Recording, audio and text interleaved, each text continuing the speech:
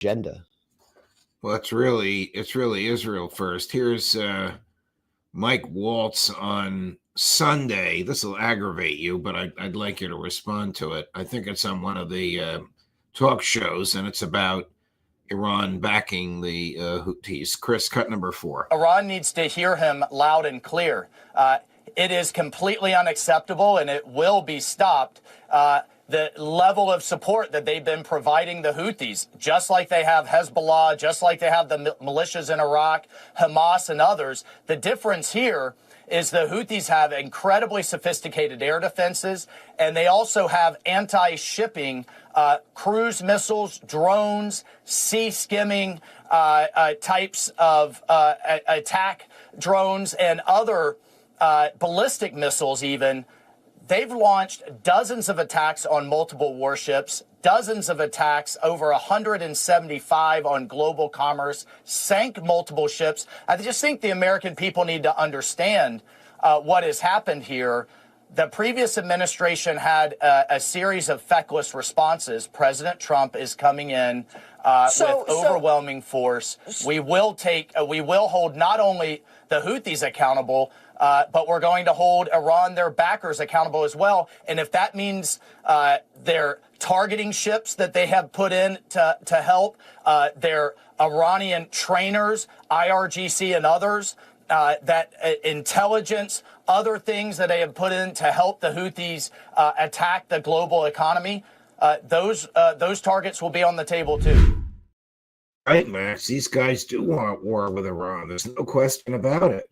The man of peace who says he wants the Nobel Peace Prize, Mike Waltz's boss, is unleashing the dogs of war. As Mike Waltz was always going to do. Mike Waltz is a pure product of the Israel lobby, has received hundreds and hundreds of thousands of dollars of support from Israel lobby groups like AIPAC and NORPAC. That was what helped him get to the top of the House Foreign Affairs Committee.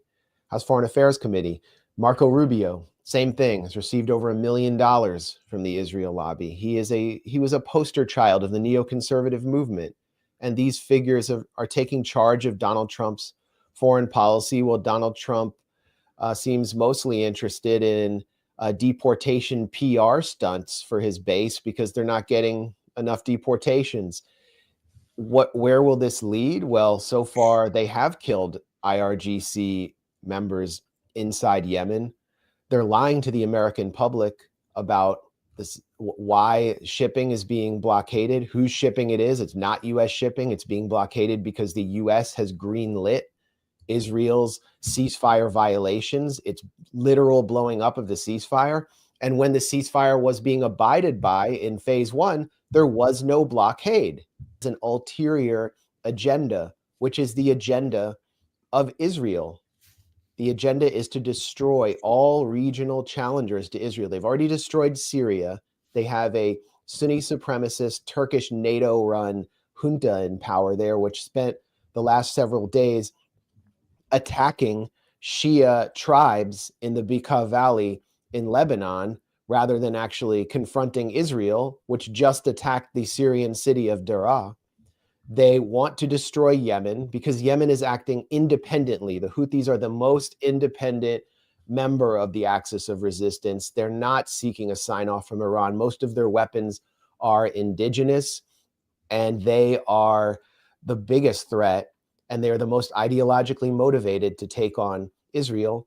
And that will be a test run for an assault on Iran, attacking Iran's nuclear sites. And how can Iran retaliate? Well, as Mike Waltz intimated, Iran can tank the global economy. It can attack oil installations across the Persian Gulf. It can hit U.S. bases in Iraq. It can attack in ways that we don't even understand yet. And it can also hit Israel, which would escalate into an atrocious war. And this would be Trump's legacy with just 3 months in. It's all because his administration, in its most meaningful moves so far, have been directed by Tel Aviv and not by the Trumpist base. The MAGA base has no say in the matter, if they hadn't wanted this war, it wouldn't matter. But fortunately for Trump, they've demonstrated themselves to be just a bunch of bootlickers George W. Bush's base was after 9/11.